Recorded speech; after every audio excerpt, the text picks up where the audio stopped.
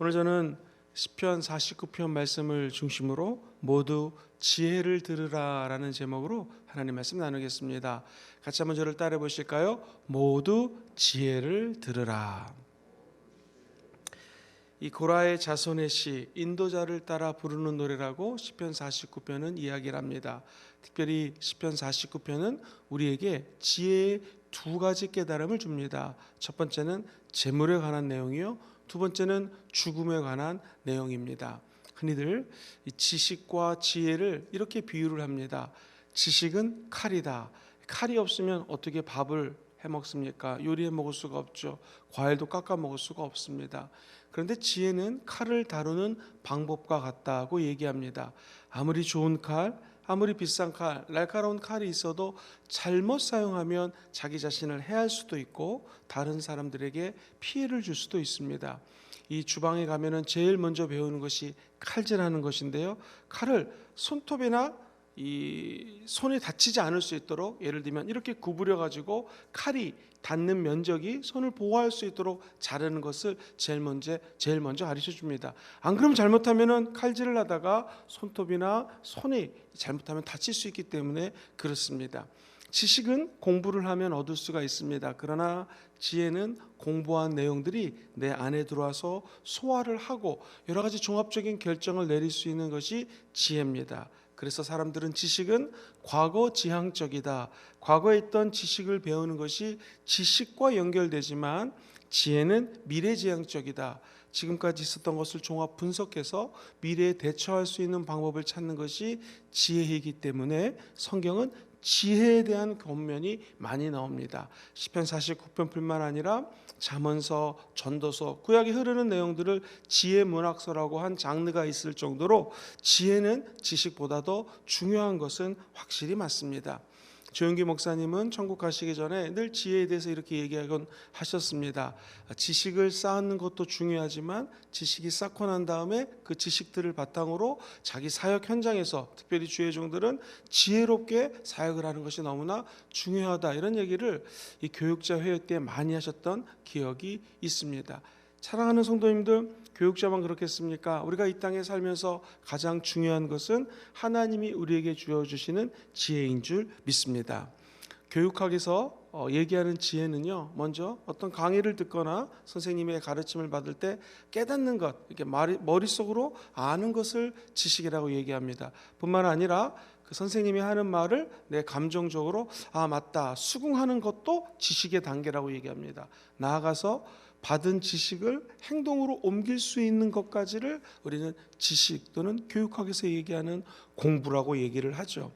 이 성경은 뭐라고 얘기를 할까요? 우리 인간이 이 혼의 세계가 지정의로 구성되어 있기 때문에 먼저 하나님에 대한 알미 있고 하나님의 말씀을 내 가슴속으로 느껴야죠. 맞습니다, 아버지, 제가 잘못한 거 있으면 회개합니다. 그리고 난 다음에 그것을 의지적으로 결단하고 행동하는 것까지 나아가는 것. 성경적으로 얘기하면 지정의의 변화를 우리는 지혜라고 표현을 할 수가 있습니다.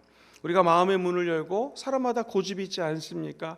나이를 한 해 먹다 보면 더 고집이 세지는 것 같습니다. 그런데 말씀 앞에 이 고집을 내려놓는 것이죠. 그리고 하나님, 오늘 성경 구절처럼 하나님 말씀에 귀를 기울이라, 귀를 기울이라. 아버지 말씀을 듣다 보면 나도 모르게 자연히 내 안에서 지혜가 솟아오른다라는 것입니다. 사랑하는 성도님들, 어떤 분이 이런 얘기를 했습니다. 요즘에 자녀들 교육이 참 어렵다고 얘기를 하는데 그 이유를 어르신은 이렇게 분석을 합니다.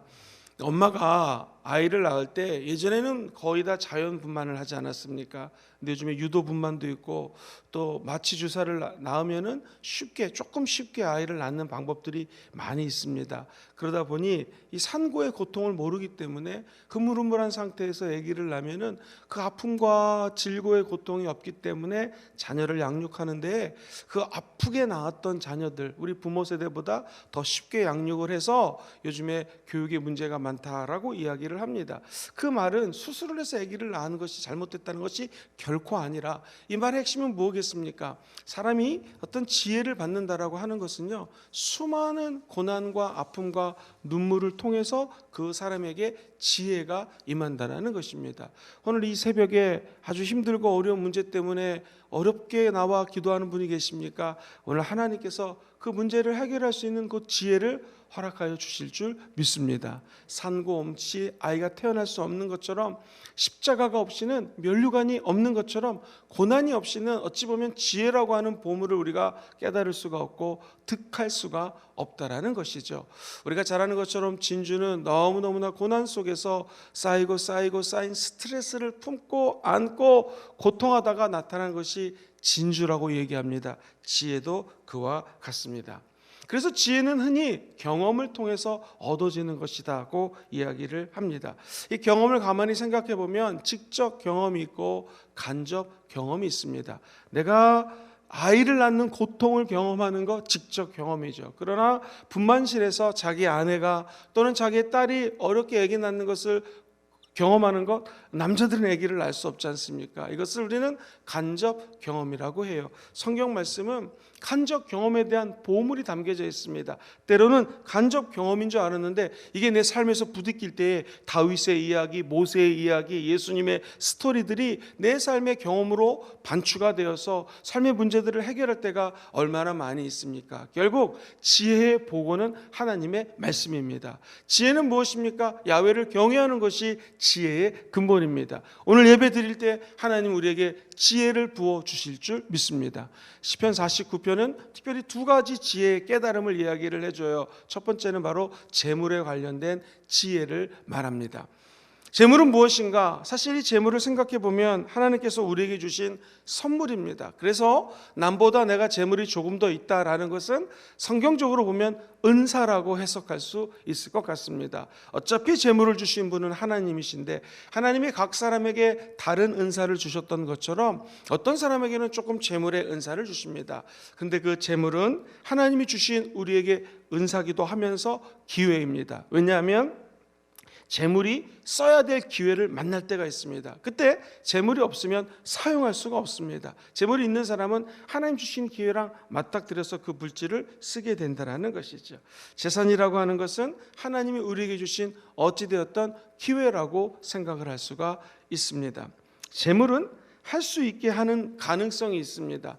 사실 이 성전을 고친다고 할 때도 교회에 헌금이 없으면, 재정이 바닥에 있으면 감히 고칠 생각을 할 수가 없습니다. 재정이 있기 때문에 건축을 해야지, 리노베이션을 해야지, 하다못해 의자를 하나 구입하더라도 재정이 있어야지 구입할 수 있지 않겠습니까? 그런 면에서 재정이 있다라고 하는 것은 어떤 면에서 우리에게 자유를 줍니다. 내게 주신 경제적인 여유만큼 개인적으로 자유롭게 경제 생활을 할 수가 있습니다. 재물이 있는, 물질이 있는 조직은 그만큼 그 재물을 통하여 자유롭게 물건도 구입할 수 있고 쓸 때 쓸 수가 있는 것이죠. 그런데 성경에서 이야기하는 재물은 책임이 따르는 기회입니다. 시작. 책임이 따르는 기회입니다. 이 책임을 진다라고 하는 것은 굉장히 어렵습니다.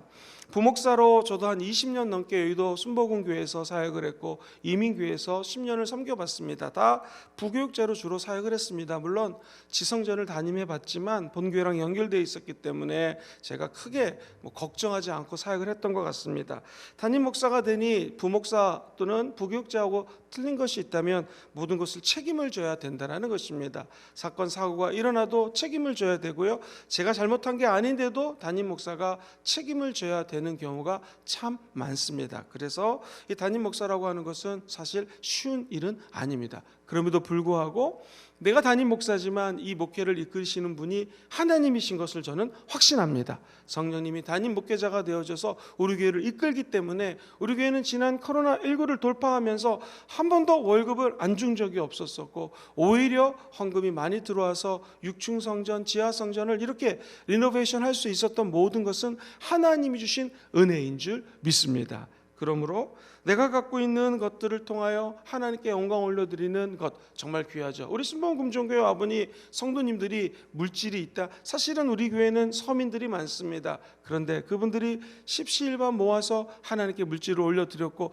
작은 것들이 나중에는 큰 결과를 갖고 오는 걸 보면서 야, 하나님이 하시는 일은 놀랍구나. 이 모든 것들은 김영근 목사가 또는 몇몇 주회종들이나 리더들이 잘해서 된 것이 아니라 하나님이 우리 교회 리더가 되어주시고 물질의 주관자가 되어주심을 믿습니다.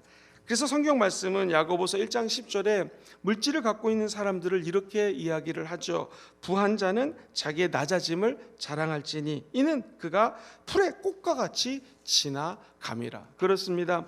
영국에 있는 교회를 가보십시오. 호주에 있는 대형 교회를 가보십시오. 그 찬란하고 수없이 많은 사람들이 모였던 교회가 술집으로 팔린 경우가 많습니다. 특별히 호주는 1700년도 중반에 미국이 우리가 잘 아는 것처럼 독립선언을 합니다. 그래서 영국에 있는 죄인들 또 아프리카에 있는 노예들을 더 이상 미국으로 데려가질 못했습니다.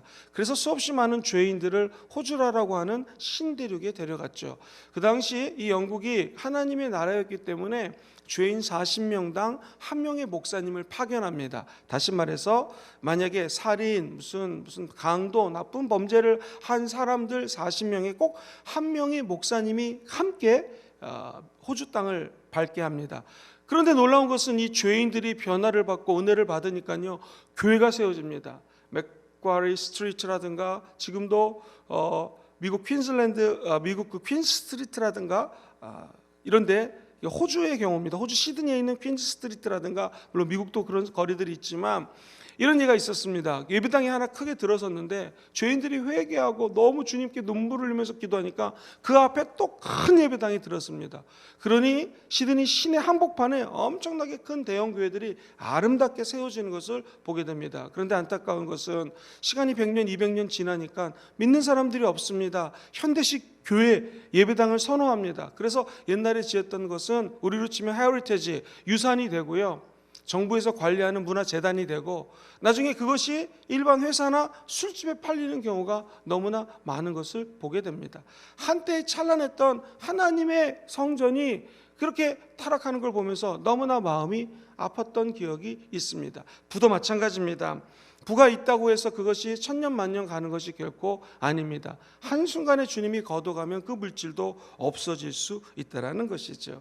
야고보서 5장에 보면 이 부요로움에 대해서 이렇게 이야기를 합니다. 너희가 너희의 마음을 살찌게 하는 것보다 중요한 것이 있는데 너에게 이 말 고생으로 말미암아 울고 통곡하라 라고 오히려 비유로 얘기하는 경우가 많이 있습니다. 아주 극소수의 재물이 많은 사람들이 짓는 죄는 뭐냐면 재물을 믿다 보니까 하나님을 안 믿는 거예요. 그래서 사람을 무시하는 경우가 있다라는 것입니다. 어떤 재물이 많은 사람은 자기 스스로가 물질 때문에 나는 의인이다라고 생각을 합니다. 물질이 생김으로 말미암아 이기심을 가질 때가 많이 있습니다. 그 다음에 제일 큰 문제는 특별히 예수 믿지 않는 사람들은 재물이 우상화가 됩니다. 돈을 섬기고 자기는 그 돈의 노예가 되는 것을 보게 됩니다. 사랑하는 성도님들, 오늘 성경은 6절에 이렇게 권면을 하죠. 자기 재물을 의지하고 부유함을 자랑하는 자는 아무도 자기 형제를 구원하지 못합니다. 그를 위해 속전을 하나님께 바치지도 못할 것은 8절에 이런 말씀이 있습니다. 같이 읽어볼까요? 시작. 그들의 생명을 속량하는 값이 너무나 엄청나서 영원히 마련하지 못할 것입니다. 즉 물질을 갖고 있다고 해서 그걸 통해서 많은 사람들에게 구원의 은총을 베풀 수는 없다라는 것입니다. 하나님이 구원하기로 작정한 자들이 예수 믿는 것이고, 내가 많은 받은 은사가 있다면 받은 은사를 통하여 하나님 나라를 확장하고 잃어버린 영혼들을 구원하는데 내 은사가 쓰여져야 된다는 것이죠. 그러므로 재물에 관련된 하나님의 지혜는 한 가지입니다. 물질을 주신 분은 하나님이시라는 것이죠. 은혜로 은사로 나에게 그 물질을 줬기 때문에 다시 잃어버린 영혼들을 향하여 그 물질이 쓰여진다면 하나님은 기뻐한다라는 것입니다. 두 번째로 죽음에 대한 가르침을 오늘 본문은 이야기를 합니다. 시편 49편 10절에 보니 이런 말씀이 나와요. 저가 보리로다 지혜 있는 자도 죽고 우둔하고 무지한 자도 같이 망하며 그들의 재물은 남에게 남겨두고 떠나는 것을 보게 된다는 것입니다. 그렇습니다. 내가 지혜로운 사람을 만났는데 그 사람도 죽습니다. 어리석은 사람을 만났는데 그 사람도 죽습니다. 흔히들 지식이 없으면 무지하다고 얘기합니다. 그러나 지혜가 없으면 어리석다고 이야기를 하죠. 어쨌든 지식이 있든 지혜가 있든 모든 사람은 결국에는 죽게 되어 있습니다. 지식이 없든 지혜가 없든 이 사람도 언젠가는 죽게 되어 있습니다. 공교롭게도 지난 며칠 동안 장례가 2번에 걸쳐서 일어나서 장례식장을 많이 다녀오게 되었습니다. 가서 임종 예배를 드리고 입관 예배를 드리고 또 하간 예배 내지는 마지막 발인 예배를 드렸습니다. 그리고 또 위로 예배를 어제는 가서 드렸습니다. 장례식에 참석하다 보면 하나님이 주시는 마음이 많이 있습니다. 그것은 2가지 저의 경우는 떠오르는 것이 있습니다. 첫째는 40살의 젊은 청년이 죽으면서 장례식을 치렀던 기억이 지금도 제 마음속에 있습니다. 우리나라 최고의 학부를 나왔습니다. 선생님을 해서 영어 강사를 해서 물질을 너무나 많이 벌었습니다. 그리고 흔히 말하는 쪽집게 과외를 하면은요 1시간 2시간밖에 과외를 안 하지만 몇백만 원의 수입을 올립니다. 그래서 정말 아름다운 아내를 얻어서 결혼했고 서울 경기 지역에 큰 집을 사서 예쁜 딸 2딸을 낳았습니다. 아빠도 잘생기고 엄마도 너무나 예뻐서 그런지 2딸이 정말 너무나 예쁩니다. 7살, 3살짜리 딸들을 남겨놓고 천국 가는 아버지, 그리고 그 장례식을 치르는 젊은 김영근 목사, 제 마음속에서 그렇게 눈물이 많이 흘렀습니다. 특별히 그분은 어려서 주의 종이 되기로 서약을 했는데 제가 전도사 때 여러 가지 이유로 조금 더 푸시를 해서 신학교를 졸업하고 같이 주의 종이 되었더라면 그렇게 스트레스를 안 받았을 거고 또 술을 안 마셨기 때문에 위암으로 죽지 않았을 텐데 내가 그때 전도사 때 더 이분을 좀 푸시를 해서 신학교를 다니게 하고 주의 종의 길을 가게 했어야 되지 않을까, 그런 어떤 후배의 죽음을 굉장히 제가 안타깝게 여겼던 기억이 있습니다. 딸들을 보니 제 마음속에 막 무너지는 것 같았습니다. 이렇게 예쁜 딸 2을 남겨놓고 아빠가 먼저 천국 갔는데 엄마가 얘기하기를 3살짜리는 아무것도 몰라서 아빠가 죽는지도 잘 모르고요. 7살짜리 딸은 아빠가 죽을 때 아빠 죽으면 안 돼, 아빠가 병원에 있다가 눈만 잠깐 감으면 혹시 아빠가 죽는 줄 알고 아빠 죽지 마 하면서 그 큰 딸이 막 경련을 일으키고 울었다라는 거예요. 엄마한테 그 얘기를 듣는데 제 마음이 또 한 번 더 무너졌던 기억이 있습니다. 하나님은 이 40살 너무 젊은 집사님을 왜 데려가셨을까? 이 알 수가 없습니다. 왜냐하면 죽음은 생사화복을 하나님이 주관하기 때문에 인간이 어떻게 토를 달 수가 없습니다. 또 한 번은 저희 어머님의 죽음이었습니다. 사랑하는 어머님이 천국 가는 모습을 저는 교회성장 연구소에서 인터뷰를 하느라고 인터뷰 현장에 있었기 때문에 마지막 천국 가는 것을 보지 못했습니다.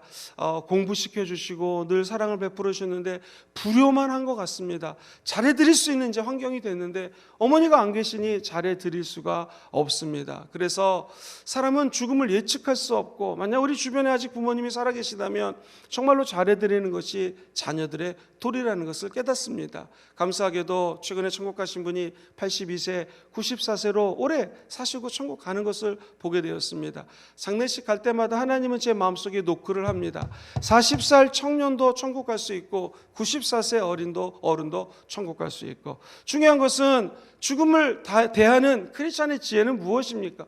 어떻게 해서든지 우리가 예수를 믿어야 된다는 것입니다. 예수 믿으면 천국 갑니다. 좌편 강도, 우편 강도 기억하시지 않습니까? 그렇게 수많은 죄를 졌다 할지라도 예수 믿으면 일단 천국 간다는 것이죠. 그래서 교회의 존재는 무엇입니까? 교회의 목적은 무엇입니까? 예수 십자가 복음을 증거하는 것입니다. 그래서 재물이 많은 사람이 예수 믿으면 그 재물로 하나님께 영광 올려드리는 것을 우리는 주변에서 많이 보게 됩니다. 아니, 재물 없는 사람이 예수 믿고 난 다음에 물질의 복을 받아서 하나님께 영광 돌리는 거, 근데 그 물질이 어디에 쓰입니까? 잃어버린 영혼들을 구원하는 데 쓰이는 거 하나님이 기뻐한다는 것이죠. 죽음에 대한 지혜는 무엇입니까? 성경에서 오늘 본문에 얘기하는 것처럼 세상의 거민들아 모두 귀를 기울이라. 귀천 빈부를 막론하고 다 귀를 기울여라. 귀한 사람, 천한 사람, 부유한 사람, 가난한 사람, 지혜로운 사람, 공부를 많이 한 사람, 그렇지 못한 사람 결국 다 죽게 되어 있다라는 것이죠. 이 죽음 앞에서 예수 믿는 사람들은 하나님께 감사한 것이 있습니다. 우리는 천국 환송 예배를 드리며 저 천국에 꼴이 난다라는 것입니다. 그러므로 내 입은 지혜를 말하겠고 내 마음은 명철을 작은 소리로 읊조리겠노라고 얘기한 시편 기자처럼 오늘도 우리에게 주시는 하나님의 지혜는 무엇입니까? 내가 믿고 천국 가는 것으로 만족하지 말고 내가 갖고 있는 은사를 통하여 주변에 예수님을 증거하는 아름다운 성도들 되시기를 주의 이름으로 축원드립니다. 한 영혼을 구원하기 위해서는 물질도 필요하고 사랑도 필요하고 권면도 필요하고 때로는 죽음에 대한 경각심도 필요합니다. 수없이 많은 잃어버린 영혼들이 오늘 말씀을 듣는 여러분들을 통하여 예수 믿고 구원받는 기적의 문이 열리게 되기를 주의 이름으로 소망합니다. 말씀을 정리합니다. 지식이 너무나 소중합니다. 그러나 지식보다 중요한 것은 지혜죠. 주님 주시는 지혜는 무엇입니까? 첫 번째, 재물에 대한 지혜입니다. 재물은 하나님 주신 은사요, 기회요, 찬스요, 영광입니다. 이 특별한 지혜, 이 특별한 부여의 선물을 받은 자들은 물질을 통하여 하나님의 나라를 일구는데 사용하시기를 주의 이름으로 소망합니다. 두 번째, 죽음에 대한 하나님의 지혜입니다. 누구나 다 죽습니다. 그러나 죽음 앞에 우리는 떨지 않고 감사할 것은 예수 믿고 천국 간다라는 것이죠. 오늘도 죽어가는 저 수많은 세상 영혼들에게 예수 십자가의 복음을 증거해서 그분들도 생명의 길, 장례식이 아닌 천국 환송 예배를 드리는 은혜와 은총이 있기를 주의 이름으로 축원드립니다.